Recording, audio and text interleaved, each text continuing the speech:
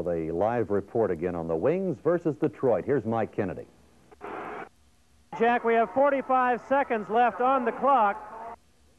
Playing 5-4, so it's a crucial situation for the Wings. They're going to have to get a quick goal here or the season is over. This is a one-game playoff. The winner moves on to meet Houston, and for the loser, the season is over. The Wings, just having been fouled, will have a kick in front of the goal. Omar Gomez setting up to take it as you three, the Detroit defenders massed in front. Kevin Cooley with the goal!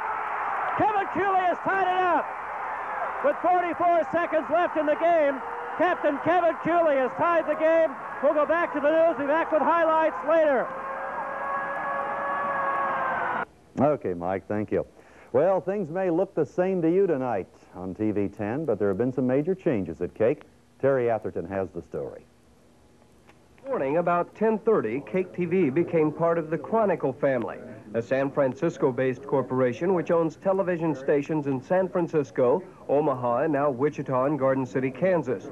Chronicle Vice President Randy Martin turned over a check in excess of $26 million to KAKE TV General Manager Martin Umansky, and at the same time, Bud Barron turned over a check for $2.3 million for the purchase of KAKE Radio. Radio's new call letters are KAKZ. Then this afternoon, friends and KAKE family participated in a sentimental gathering highlighted by the unveiling of a mural painted by artist Steve Morello. Shirley Froome, wife of the late KAKE personality John Froome, cut the ribbon. 25 years of KAKE history are represented.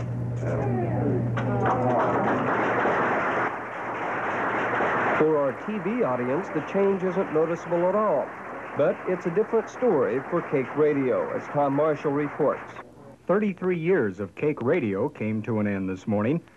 This excerpt from the station's first broadcast in 1947 will give you an idea of how things were when the station's studios were located next to the Broadview Hotel in downtown Wichita.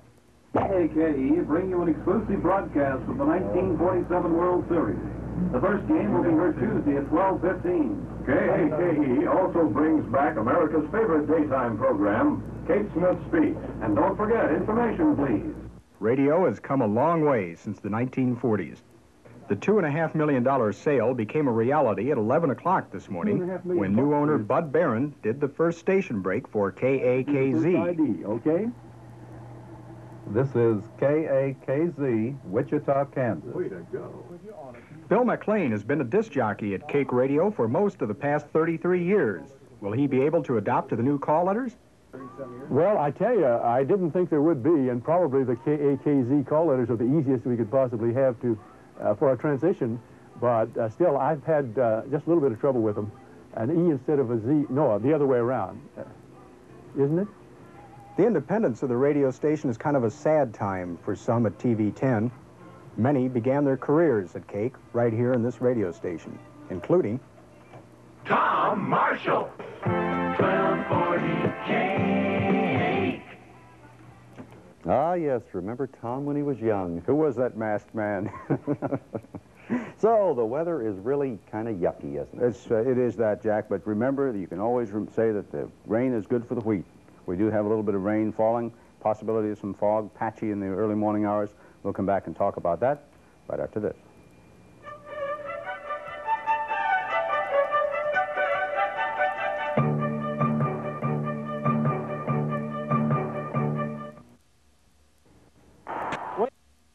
Kansas Coliseum, Jack, with 1 second remaining.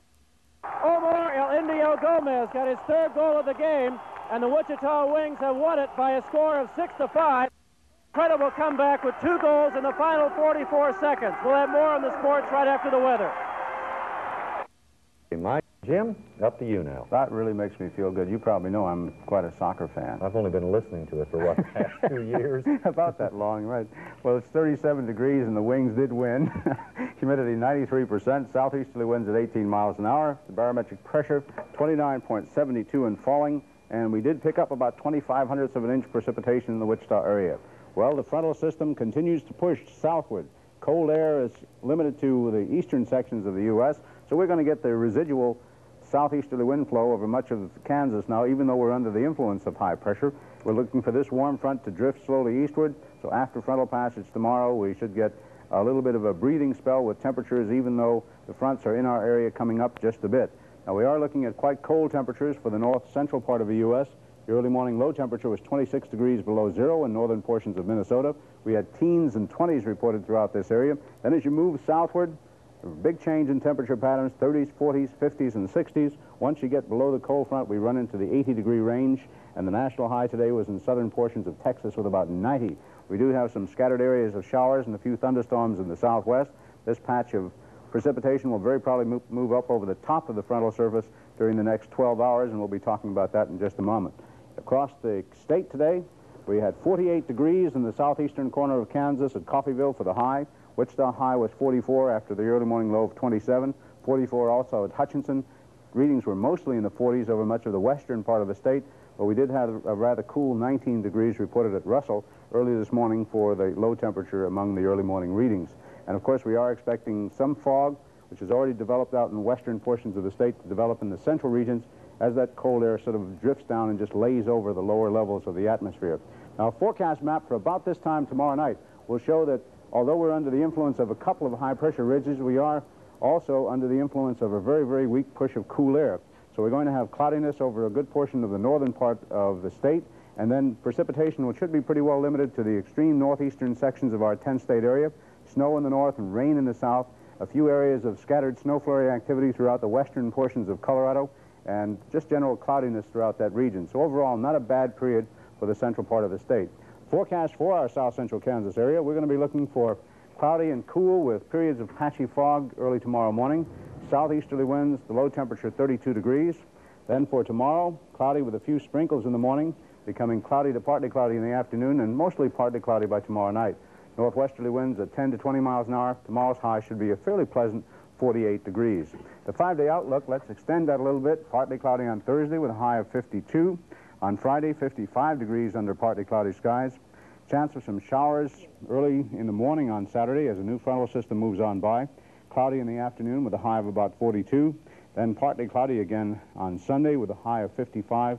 We're looking for partly cloudy skies on St. Patrick's Day with a good chance of the temperature coming up to about 60 for the parade. Our chances of snow are just about over for this season, right? Just about, except for some light snow is possible in the northern half of the state. Okay, Jim. The Wiz, that's a tavern near Hillside and Ossie in Wichita, has received a 10-day suspension of its beer license from the Wichita City Commission today. Police say the tavern, which allegedly refused to admit men on ladies' night, violated the city code by not being open to the public during business hours. And even if the entertainment on ladies' night features male strippers, City Attorney John Decker says that's not a valid enough reason to exclude the men. In my opinion, it could not have anything to do with the quality of the entertainment. If it did, then it should not prevail. It's not the basis of what type of entertainment is inside or what the special appeal of that entertainment should not be a justification by the police department for enforcement, as long as that entertainment is a legally allowable entertainment. If it's an illegally allowable entertainment, that should not enter into the decision. 2 other taverns also received suspensions. The Tennessee Beer Mill will be closed for 15 days because police say owners allowed juveniles inside. And the Going Place will be closed for 7 days because the bartender was allegedly intoxicated. And it was a super evening this evening at the Coliseum. It must have been, huh? You know that TV show we've got running, that's incredible? Yeah. The Wings must be watching them, because that's one way to describe it. Amazing, a 6-5 win tonight. They move on in the playoffs, and we'll have all the highlights in a moment.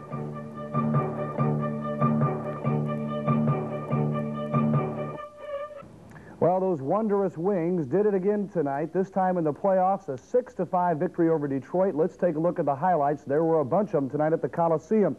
Detroit scored first on a power play goal. The Wings then came up with a goal to even it up. With 11 minutes to play in the quarter, Andy Chapman gets the score. The assist coming from Willie Anderson. It's 1-1.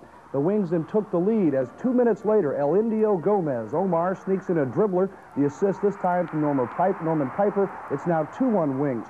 The Lightning, though, charged right back, getting the next 3 goals to take a 4-2 halftime lead. Here's the 4th goal as Zucchini gets the score with just 3:24 to play in the second period, and it's 4-2 at the half, Detroit. But the Wings came from behind like they have all year. With 3:17 to play in the third period, El Indio gets his second goal tonight and pulls Wichita within 1 at 4-3. Then in the 4th period, Jimmy Ryan does the job as he ties it up. Gets it off the knee, this shot, with a goal at the 10:48 mark, and now it's even at 4-4 as 6,500 go wild at the Coliseum. Detroit's Johnny Moore gave them a 5-4 lead with 8:52 to play, and at that time it seemed like it was all over for the Wings, but once again they came charging back.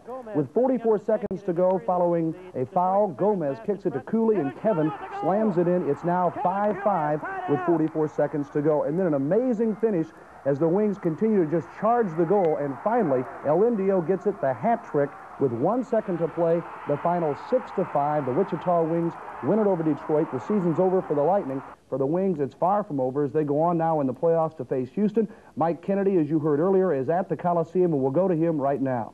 Thank you, Bill. And Kevin Cooley, the Wings captain, he had the tying goal at 5 back on the boards on the final goal, and Omar finally got it in, and what a finish. Oh, words can't describe how delighted we are. It was just unbelievable. We left it a bit late, but as long as we did it, at least the crowd. Yeah, I'd like to thank the crowd for tremendous support, tremendous. You've done it 2 games in a row now. This team seems to be developing the knack for winning and getting the goals when you have to. Well, I think it shows the character of the team. We just won't give up. Doesn't matter what the score is. We'll just keep fighting, and until the final whistle goes, we'll just keep on. Next up, Houston, you've had some terrific games with them this season. How do you feel about that series? Oh, well, I think it'll be the exactly same game as tonight. It'll be a battle. It'll be right down to the wire, and who knows, we can go all the way. Kevin Cooley, the Wings captain. Bill? And hopefully somebody can save that franchise. They certainly deserve it.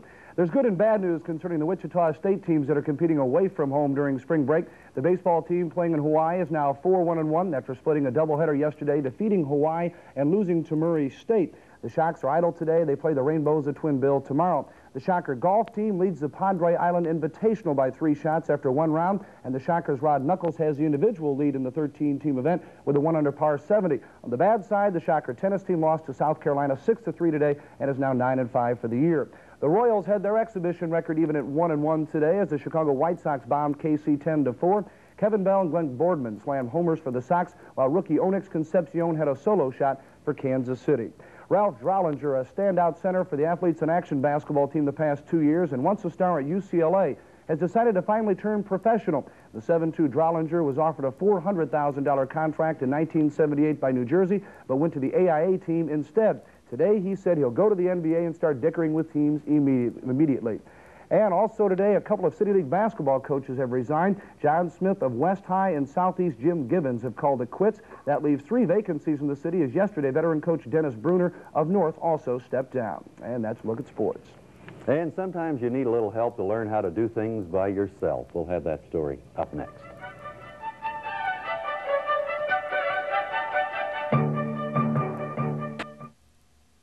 A handicapped person. Mark Chamberlain tells us about a program in Wichita that tries to help a person be on his own.